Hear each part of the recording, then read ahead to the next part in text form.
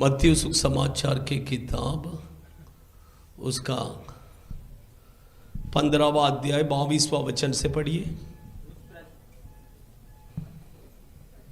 उस प्रदेश से एक कनानी स्त्री निकली और चिल्लाकर कहने लगी, हे प्रभु, दाऊद की संतान, मुझ पर दया कर,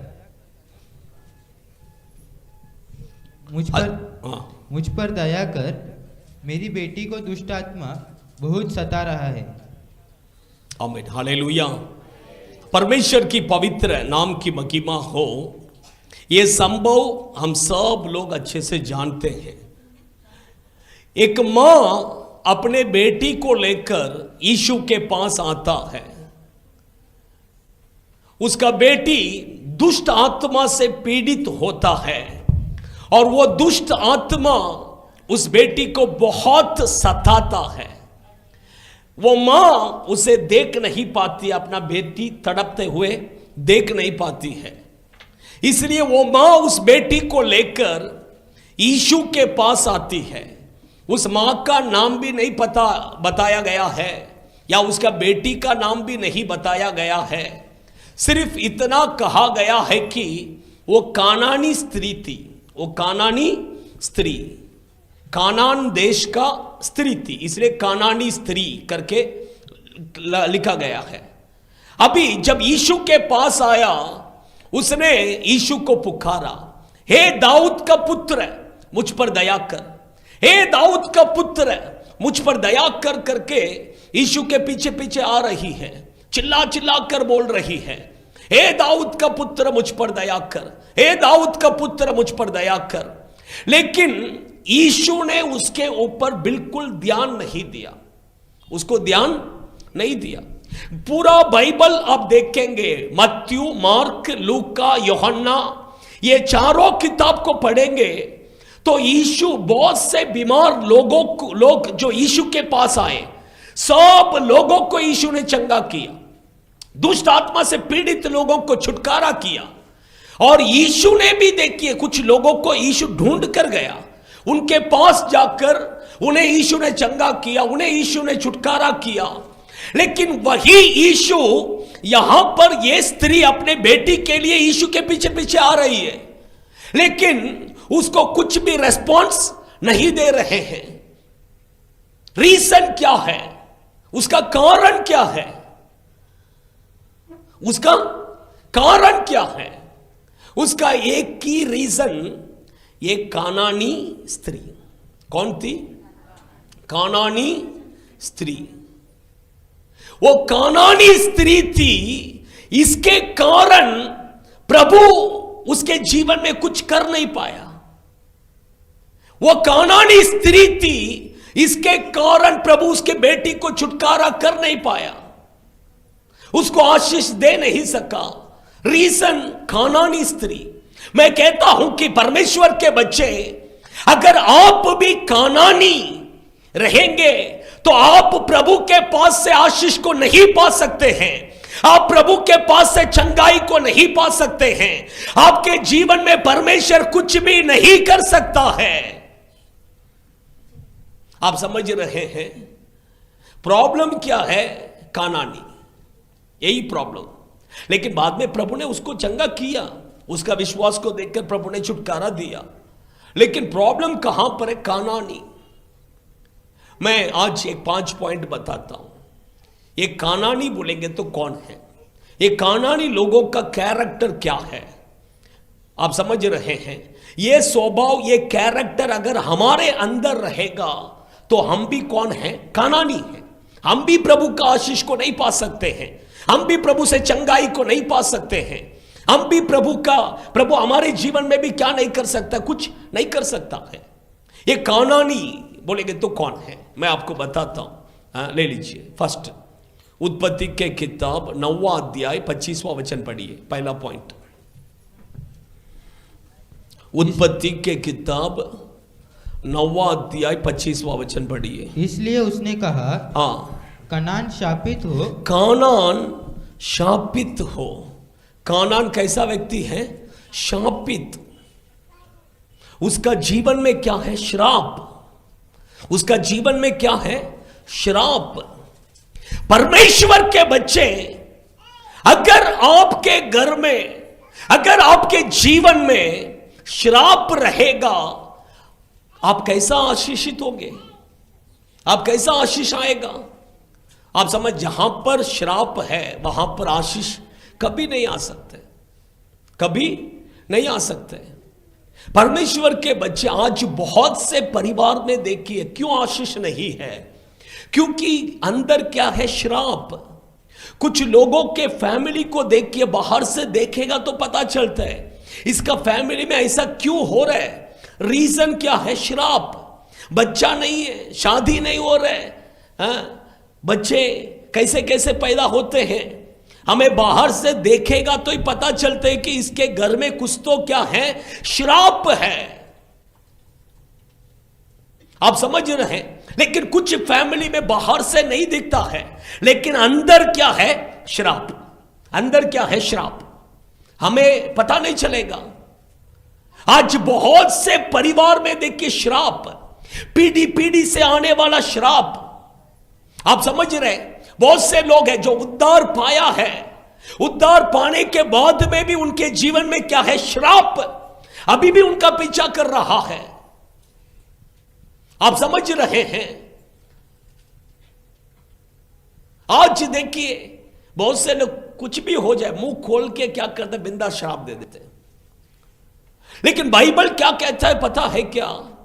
बिना कारण, बिना वजह से आपको कोई श्राप देगा वो आपके ऊपर नहीं लगेगा। आप सब पढ़िए नीति वचन के किताब 26वां अध्याय 2 वचन।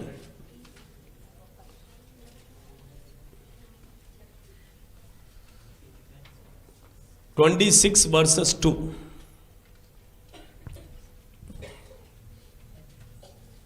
जैसे गौरैया घूमते घूमते और सूख बेनी उड़ते उड़ते नहीं बैठती, वैसे ही व्यर्थ श्राप नहीं पड़ता। देखिए, व्यर्थ श्राप, बिना कारण कोई आपको श्राप दे देगा, वो आपके ऊपर क्या नहीं लगेगा। लेकिन कुछ कारण से अगर किसी ने आपको श्राप दे दिया तो वो आपके ऊपर लगेगा। बाइबल में लिखा है एक व्यक्ति के ऊपर वो श्राप लग गया करके लिखा है। पढ़िए न्यायों के किताब 9वां अध्याय उसका 57।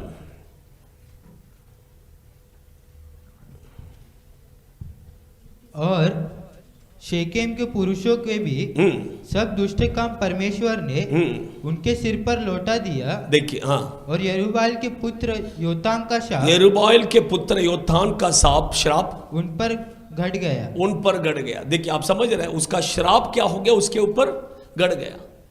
बिना कारण कोई आपको श्राप देगा नहीं लगेगा, लेकिन कोई कारण आपने कुछ किया और आपको श्राप दिया वो तो लगेगा ही लगेगा। एक व्यक्ति, मैंने पहले भी बताया, एक गांव में एक मुखिया था।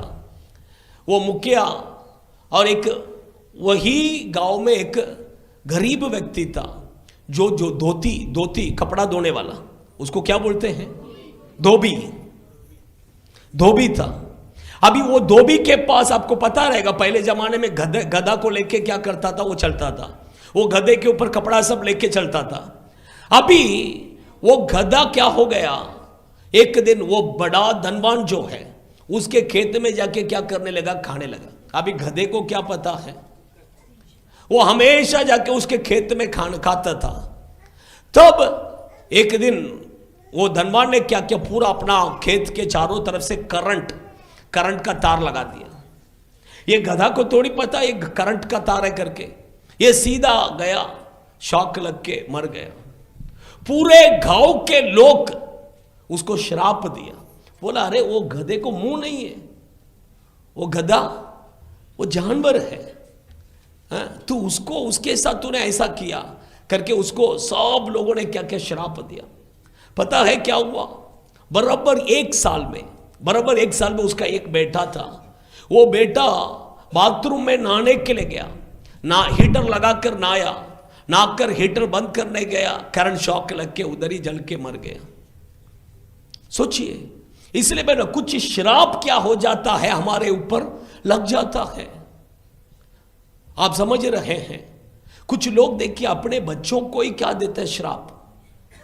अपने बच्चे लोग जब लिमिट से बढ़ जाते, अरे तू तेरा बर्बाद हो जाएगा, तू रोड भीख मांगेगा, और क्या क्या बोलते हैं, और क्या क्या बोलिए ना, मुझे मालूम नहीं है इसलिए मैं आपसे पूछ रहा हूं।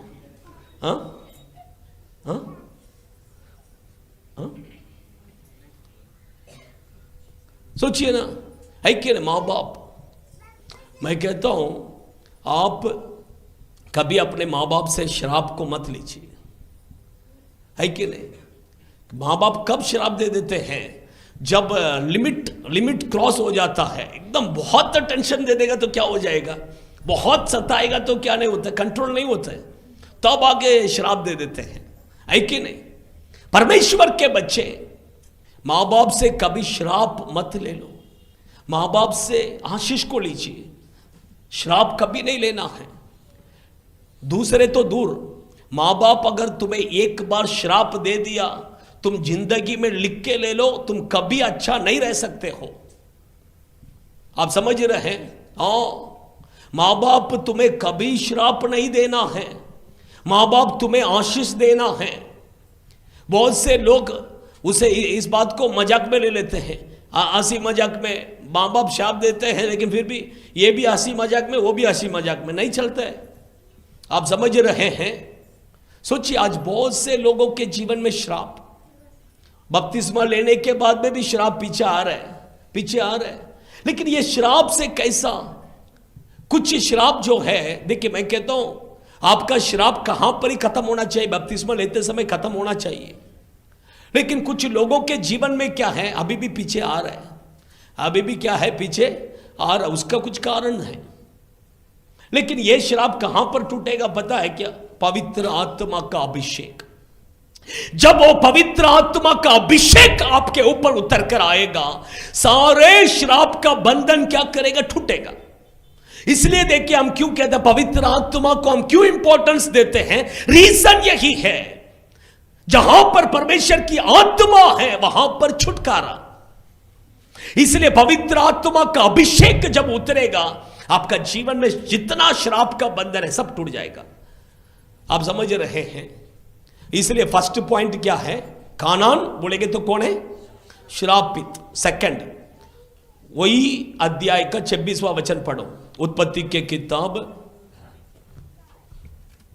9वां अध्याय 26वां वचन।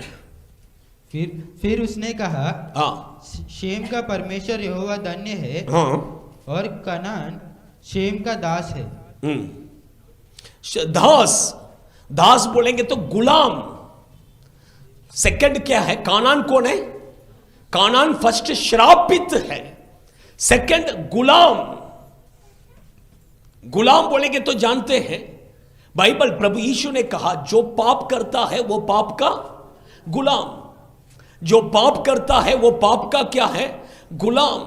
जो दारू पीता है वो दारू का, जो सिगरेट पीता है वो सिगरेट का, वो जो तंबाकू खाता है वो तंबाकू का, जो गुटखा खाता है वो गुटखा का।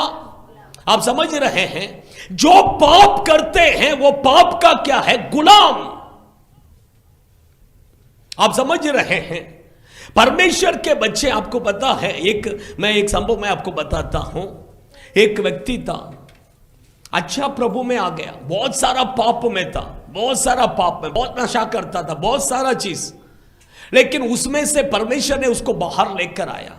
वो भी परमेश्वर के ऊपर विश्वास करके बपतिस्मा भी लिया। अभी बपतिस्मा लेने के बाद में अभी देखिए पवित्र आत्मा का अभिषेक भी उसको क्या हो गया, मिल गया। लेकिन फिर भी उसका जीवन में देखिए परमेश्वर ने सब चीजों से छुड़ाया, लेकिन एक चीज उसके अंदर था, सिगरेट फूकता था, वो उसको छोड़ नहीं पा रहा है।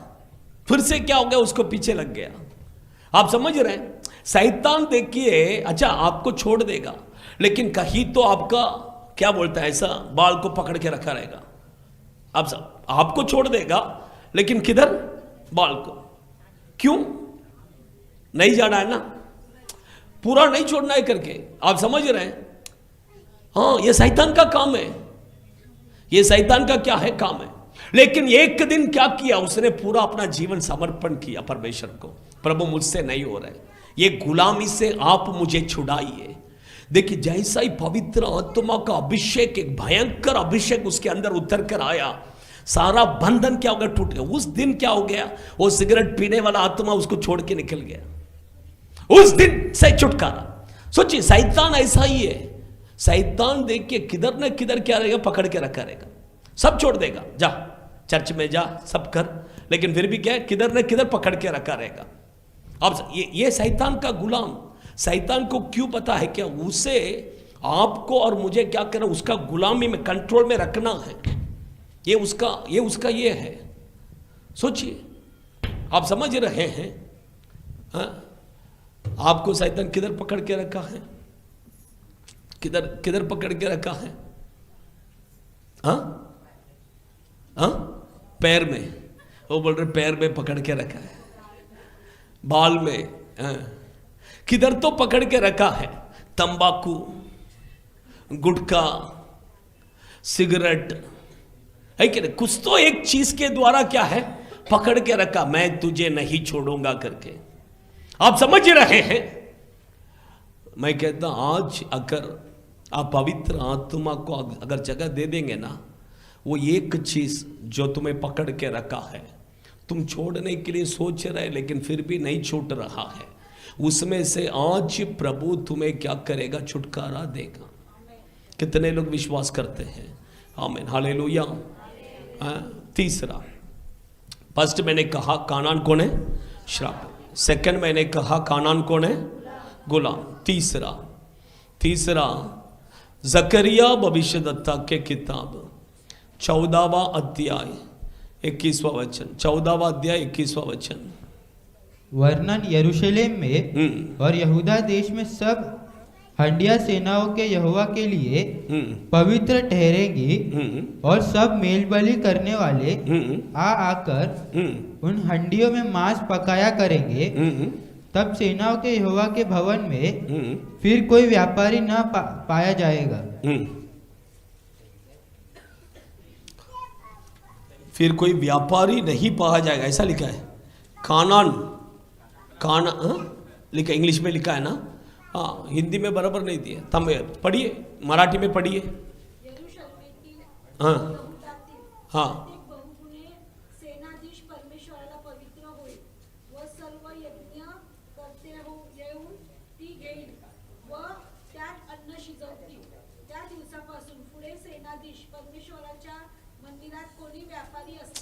नहीं, हिंदी मराठी बराबर नहीं ट्रांसलेशन।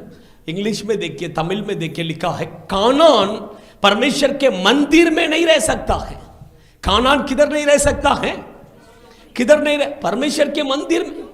हाँ, 14 का नहीं, सॉरी 14 का 21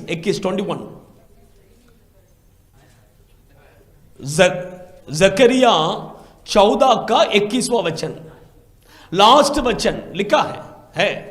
लेकिन हिंदी मराठी में ट्रांसलेशन थोड़ा अलग है, लेकिन इंग्लिश में और तमिल बाइबल में लिखा है कानान परमेश्वर के मंदिर में नहीं रह सकता है। कानान किधर नहीं रह सकता है, परमेश्वर के मंदिर में नहीं रह सकता है। आप समझ रहे हैं? 4 घंटा थिएटर में जाके बैठने के लिए बोल बैठेगा, लेकिन अभी देखो 2 घंटा यहां पर बैठने के लिए बोलो, ऐसा लगेगा कि उठकर भाग जाऊं क्या करके, 4 घंटा पिक्चर थिएटर में बैठेगा, बाथरूम नहीं आएगा, कुछ प्यास नहीं लगेगा, कुछ नहीं लगेगा। लेकिन अभी 2 घंटे में कुछ लोगों को इतना प्यास लगेगा, अभी बाथरूम आएगा, कभी पास्टर खत्म करेगा। क्यों? रीजन क्या है? आप कौन है? कानान। आप कौन है? कानान परमेश्वर के मंदिर में नहीं रह सकता है। अभी भी देखिए कुछ लोग कैसे आए पता है कि इधर आके बैठे हैं, जबरदस्ती किसी ने तो खींच के लाया है, जबरदस्ती किसी ने तो क्या किया, खींच के लाया है। दाऊद कहता है कि जब मेरे दोस्तों ने मुझसे कहा यहोवा के भवन में चलो तो मैं बहुत आनंदित हुआ। कैसा है, कैसा आया?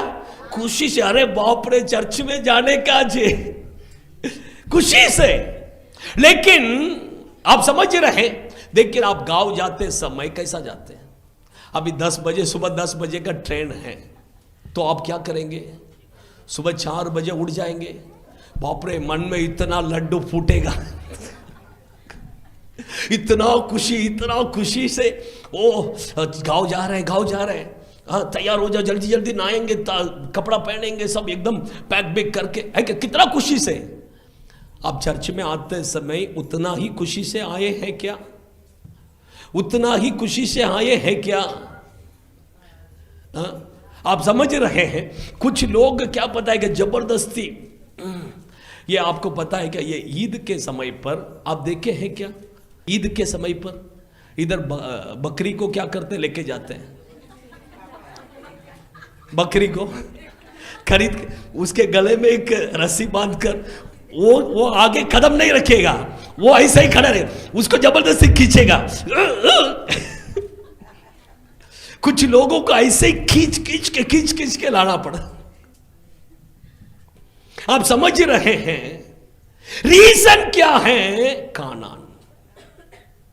परमेश्वर के मंदिर में जाना बोलेंगे तो उससे बड़ा खुशी की बात और कुछ भी नहीं है। आप अगर खुशी से आकर देखिए, मैं कहता हूं प्रभु आपको इतना आशीष देगा, इतना आशीष देगा, पूछिए मत। आप समझ रहे हैं? दाऊद कहता है दुष्ट लोगों के घर में निवास करने से अच्छा परमेश्वर के मंदिर में, पढ़िए वो वचन पढ़िए, भजन संहिता 84 वर्सेस 10, 84 वर्सेस 10। क्योंकि तेरे आंगनों में का एक दिन, हाँ, और कहीं के 1000 दिन से उत्तम है दुष्टों के देरों में वास करने से अपने परमेश्वर के भवन की, अपने परमेश्वर के भवन में देवड़ी पर खड़ा रहना ही मुझे अधिक भावता है। हाँ, आप समझ रहे हैं? सोचिए, परमेश्वर के बच्चे, मैं कहता हूं कि थोड़ा मैं जल्दी खत्म करता हूं, लेट हो गया, और 15 मिनट में खत्म करता हूं। आप समझ रहे? परमेश्वर के मंदिर में खुशी से आइए, कोई जबरदस्ती नहीं, आप खुद खुशी से आइए। देखिए, मैं कहता हूं परमेश्वर आपको बहुत आशीष करेगा, आपको परमेश्वर बहुत आशीष करेगा। आप समझ रहे हैं? चौथा पॉइंट, फर्स्ट मैंने कहा कानान, सेकंड गुलाम, थर्ड परमेश्वर के मंदिर में नहीं रह सकता। हाँ, चौथा एजेकियल भविष्यद्वक्ता के किताब 16वां अध्याय 29वां वचन 29। फिर तू लेन देन के देश में व्यभिचार करते करते कसदियों के देश तक पहुंची, और वहां भी तेरी तृष्णा न बुझी। उसमें लिखा है कानान व्यभिचार का पाप करने वाला। कानान कौन है? हिंदी में शायद थोड़ा अलग बिलग लिखा रहेगा, लेकिन तमिल और इंग्लिश में सही रहेगा। कानान बोलेंगे तो कौन है? व्यभिचार का पाप, बहुत फेमस। व्यभिचार का पाप के लिए क्या है? कानान। अच्छा, ध्यान से सुनिए, परमेश्वर के बच्चे व्यभिचार का पाप जो करते हैं वो कौन है? कानान। वो कभी परमेश्वर के आशीष को नहीं पा सकते हैं। अभी देखिए, एक वचन पढ़िए, पुराने नियम में व्यभिचार का पाप करने वालों को क्या दंड प्रभु देते हैं, वो भी पढ़िए। लेवी व्यवस्था के किताब 20वां अध्याय 10वां वचन को पढ़िए। फिर यदि कोई पराई स्त्री के साथ, अच्छा ध्यान से सुनिए, यदि कोई पराई स्त्री के साथ व्यभिचार करे तो जिसने दूसरे की स्त्री के साथ व्यभिचार किया हो, जिसने दूसरे के स्त्री के साथ व्यभिचार किया हो, तो वह व्यभिचारी और वह व्यभिचारिणी दोनों निश्चय मार डाले जाए। दोनों क्या करना है? दोनों को क्या करना है? आप समझ रहे हैं? व्यभिचार का पाप करने वाले दोनों को क्या करना है? मारना है। आप समझ रहे हैं? मर्डर डायरेक्ट क्या है? खत्म। लेकिन अच्छा ध्यान से, पुराने नियम में क्या है पता आपको मैं बता, थोड़ा ध्यान से सुनिए। पुराने नियम में क्या है, एक पुरुष एक स्त्री के पास जाकर व्यभिचार का पाप किया तो ही व्यभिचार। लेकिन नया नियम में यीशु क्या कहते हैं पता है क्या? आंख से देखने से। पढ़िए मत्ती 5वां अध्याय 27वां वचन 28वां वचन।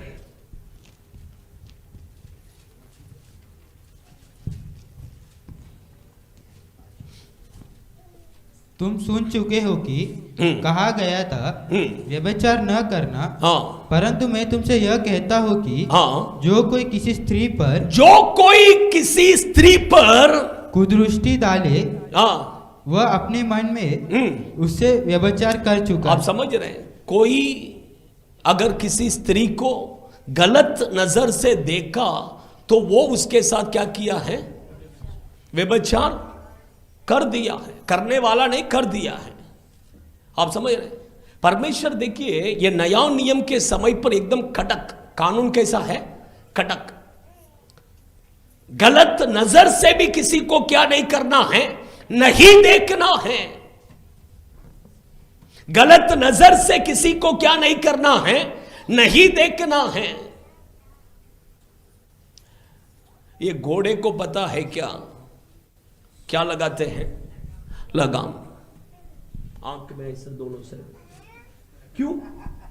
क्यों? उधर इधर क्या नहीं करना है? नहीं देखना है।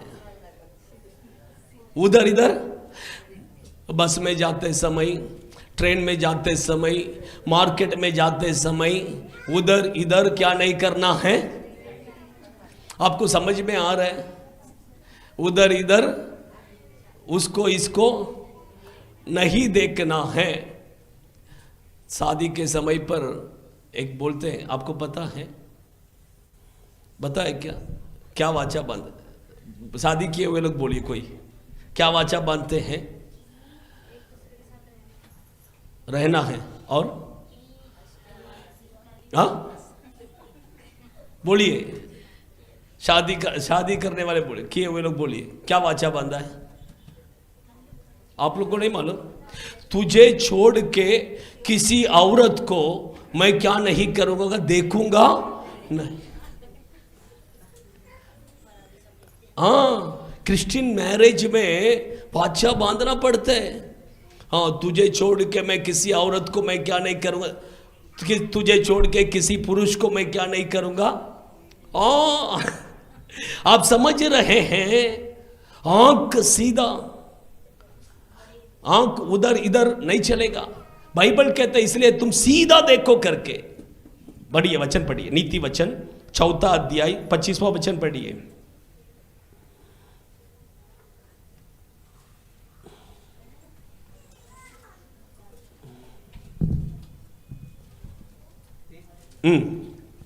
तेरे आंखें सामने ही की ओर लगी तेरे है। आंखें किधर? सीधा देखना है, उधर इधर क्या नहीं करना है।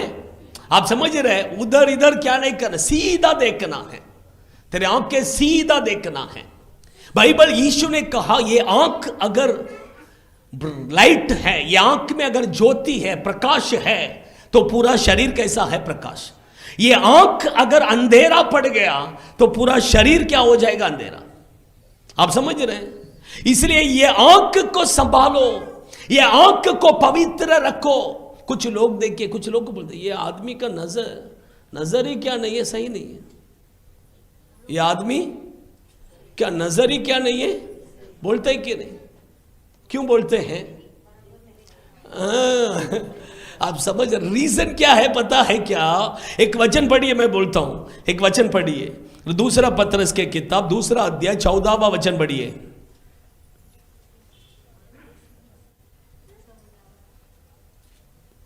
उनकी आंखों में व्यभिचार बसा हुआ है। उनका आंखों में क्या बैठा है? वो एक, आप अच्छा ध्यान से सुनिए, उनके आंखों में क्या बैठा हुआ है? व्यभिचार की आत्मा अंदर बैठा है। किधर बैठा है? व्यभिचार की आत्मा आंखों में बैठा है, इसलिए उधर इधर क्या करता है? देखता है। इसलिए उसका नजर कैसा नहीं है? सही नहीं है।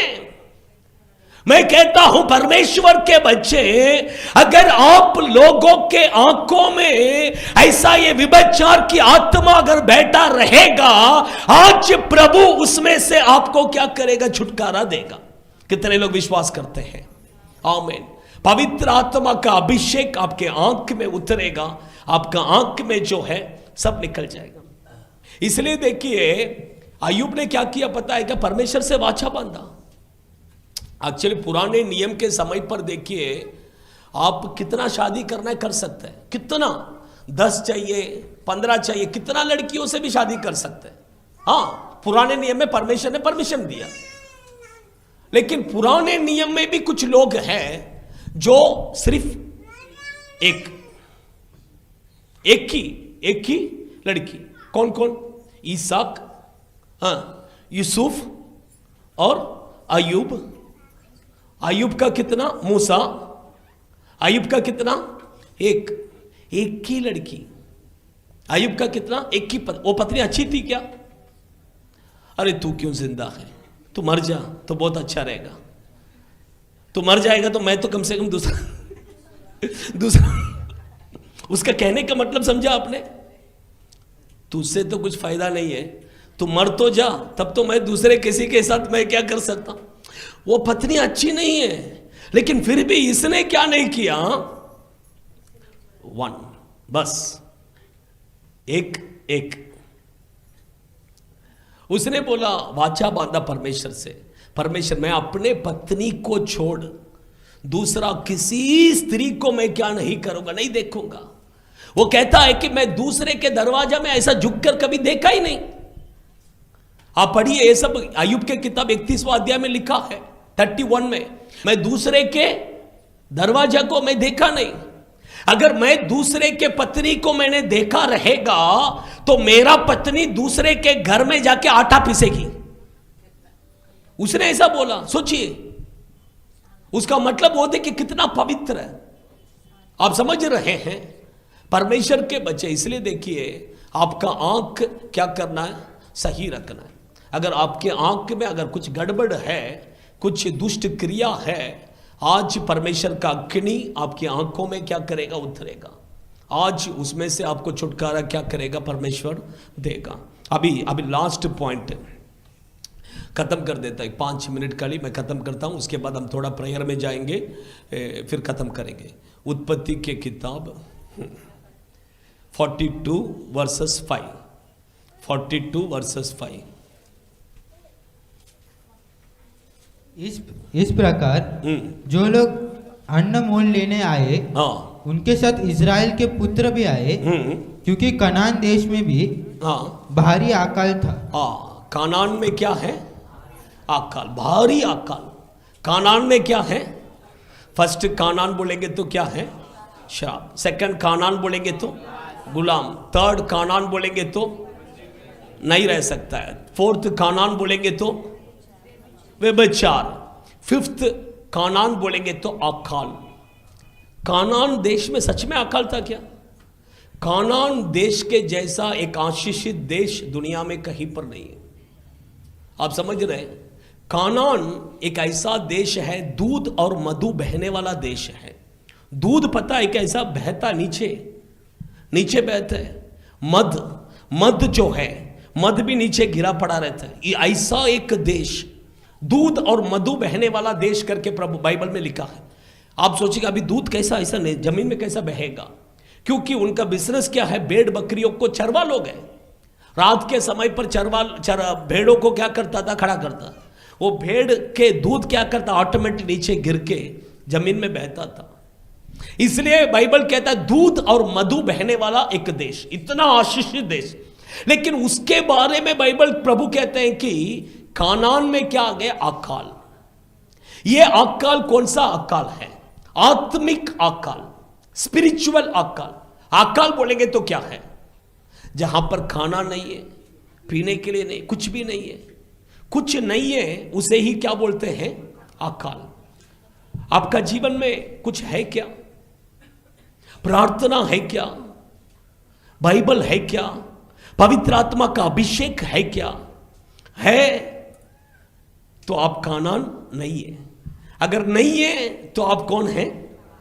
आप समझ रहे? आप रोज प्रार्थना करते हैं, रोज बाइबल पढ़ते हैं, पवित्र आत्मा का अभिषेक है, तो आप क्या नहीं है? कानान नहीं है। अगर ये तीनों आप नहीं करते हैं तो आप कौन हैं? क्योंकि आपके जीवन में क्या है?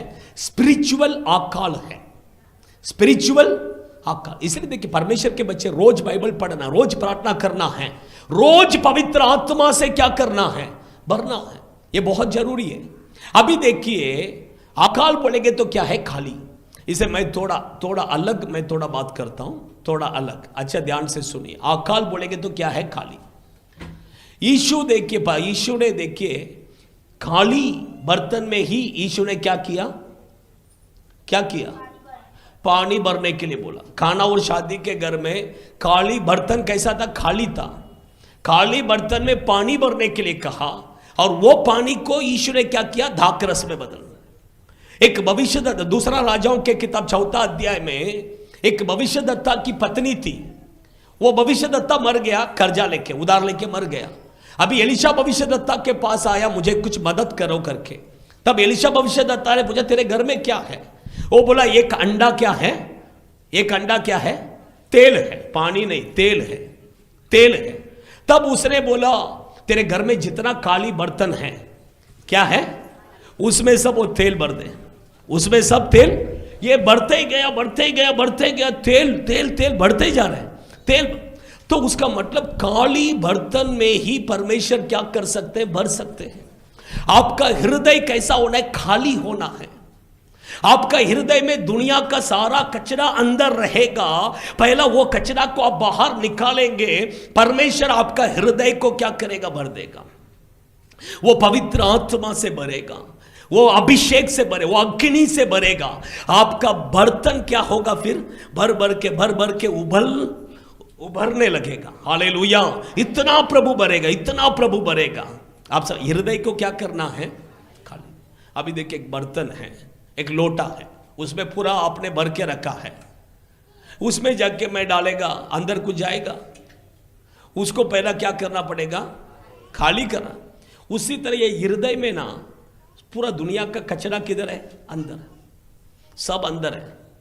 इसको थोड़ा खाली कर देंगे तो क्या होगा? अब अभी मोबाइल में देखिए, स्टोरेज है, ये जितना स्टोरेज है उसके ऊपर और भरने जाएगा तो क्या होगा?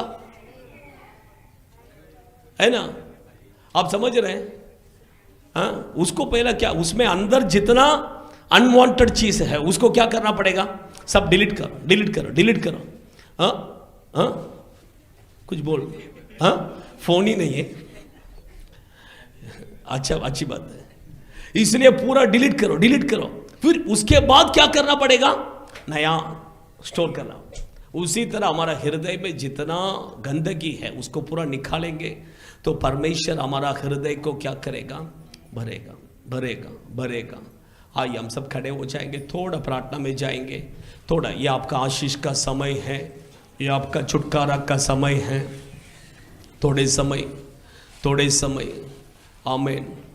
अपने आंखों को बंद कीजिए। आज आपको आशीष मिलने वाला है। आज आपको एक छुटकारा प्रभु देने वाले हैं। अपने आंखों को बंद कीजिए। ठंडी लग रहे हैं, अभी गर्म लगेगा। सभी लोग आंख बंद कीजिए। कोई अभी थोड़े समय के लिए आंख मत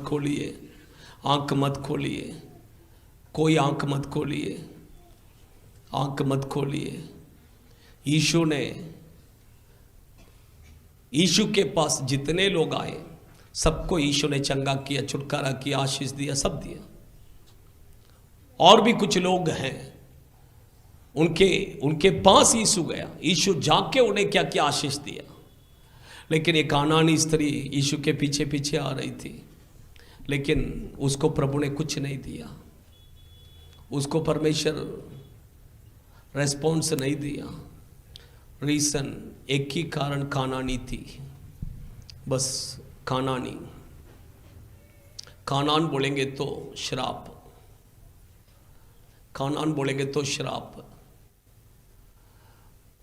आंख बंद कीजिए।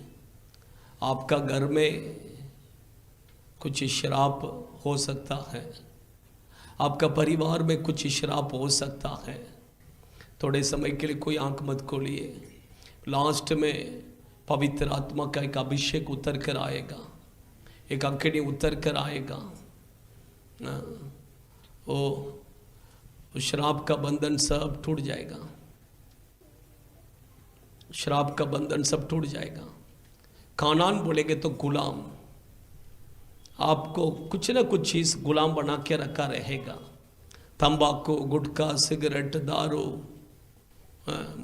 कुछ ना एक चीज जो आप छोड़ना चाहते हैं लेकिन फिर भी छोड़ नहीं पा रहे, गुलाम बना के रखा रहेगा। आज उसमें से प्रभु आपको छुड़ाएगा। सिर्फ प्रभु को समर्पण कीजिए, परमेश्वर मुझे एक छुटकारा दे दीजिए। वो पवित्र आत्मा का अग्नि जैसे ही उतरेगा, वो सारा दुष्ट आत्मा जो तुम्हें पकड़ के रखा है, जो तुम्हें गुलाम बना के रखा है, वो तुम्हें छोड़कर भागेगा, वो तुम्हें छोड़कर भागेगा। तीसरा कानान परमेश्वर के मंदिर में नहीं रुक सकता है, मंदिर में नहीं रुक सकता है। परमेश्वर के मंदिर में आना है, रेगुलर चर्च में आना है, परमेश्वर के उपस्थिति में बैठो। जितना समय तुम बैठोगे उतना तुम्हारे लिए अच्छा है। चौथा कानान बोलेंगे तो व्यभिचार। आपके आंखों में अगर व्यभिचार की आत्मा बैठा है, आज प्रभु के सामने कबूल करो। प्रभु, किसी मनुष्य को बोलने की जरूरत नहीं है, आपका और परमेश्वर के बीच में की बात है। अगर आपके आंखों में है तो आप बोलिए, परमेश्वर को बोलिए, प्रभु मेरे आंखों में ये दुष्ट आत्मा है। ओ परमेश्वर का अग्नि आपके आंखों में उतर कर आएगा, आपके आंख में परमेश्वर का एक आग उतर कर आएगा। वो दुष्ट आत्मा जो आपके आंख में बैठा है, वो व्यभिचार की आत्मा, वो अभिलाषा की आत्मा आपके आंख को छोड़ के निकलेगा। लास्ट मैंने कहा अकाल, कानान बोलेंगे तो अकाल। आपके जीवन में प्रार्थना नहीं है, बाइबल नहीं है, अभिषेक नहीं है, वही अकाल कानान। आपका जीवन में प्रभु का आशीष कहाँ से आएगा? समर्पण कीजिए। आज से प्रभु में रोज बाइबल पढ़ेगा, प्रार्थना करेगा, पवित्र आत्मा में भरेगा। ओ समर्पण कीजिए। और एक पॉइंट मैंने बताया, अकाल बोलेंगे तो खाली कुछ भी नहीं है। आपका हृदय को खाली करो, आपका हृदय में जितना गंदगी है उसको बाहर निकाल दो। एक अग्नि आ रहा है, वो पवित्र आत्मा का अग्नि आ रहा है।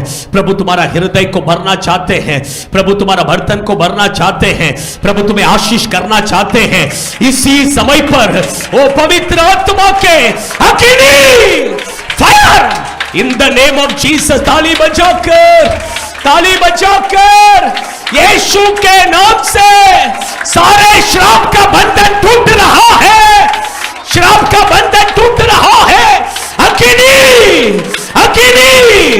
फायर उतर रहा है। ताली बजाई जोर से मुंह खोलिए, आवाज उठाइए। आपके आंखों में परमेश्वर का अग्नि, फायर। आमीन। रीमा का दुनारी अंतुरुबी की दिना बल शगलरी अंतुरिया। और जोर से ओटो को खोलिए, आवाज उठाइए। ये आपका आशीष का समय है। आपके जीवन में जितना श्रापित दुष्ट आत्मा है वो सब भाग रहा है। इसी समय पर सारे गुलामी के बंधन टूट रहा है। परमेश्वर का अग्नि,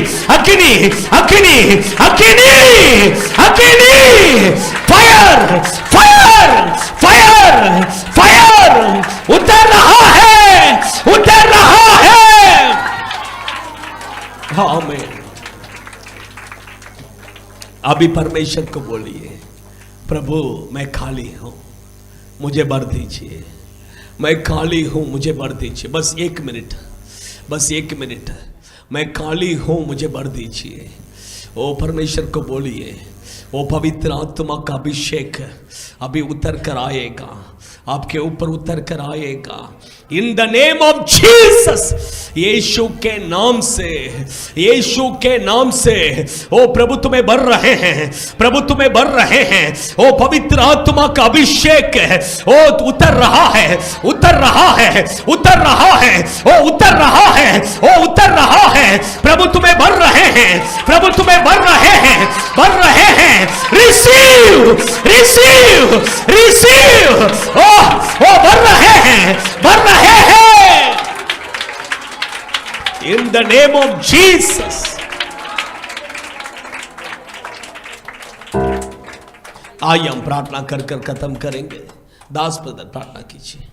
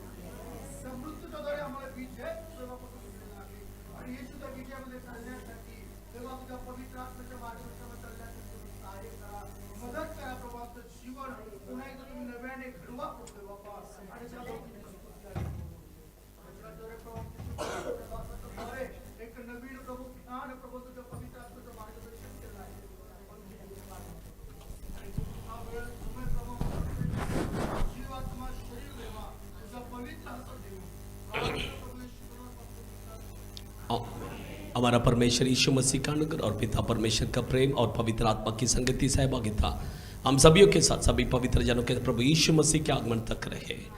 हालेलुया, हालेलुया, हालेलुया।